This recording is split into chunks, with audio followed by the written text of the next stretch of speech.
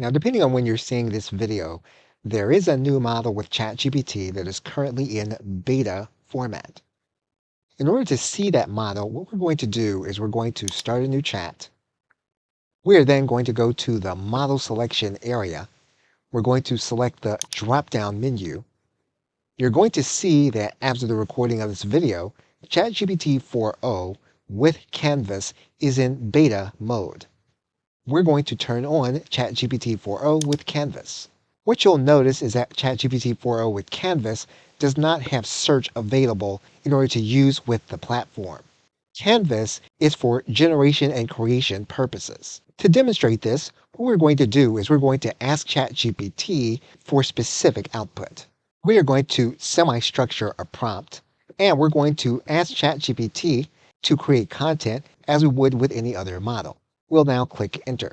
What you're going to see is that ChatGPT is going to open up a document here. You will also see that on the left side menu, there is a panel being opened for you to follow the actions of ChatGPT. So once you open up with Canvas, your interaction with ChatGPT will happen in the left side panel.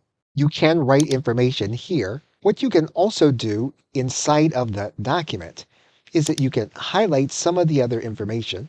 And what you'll notice here is that we have formatting elements. We also have an element that allows us to ask ChatGPT a question.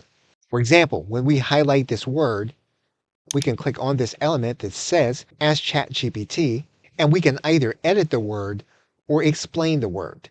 We can then click Enter.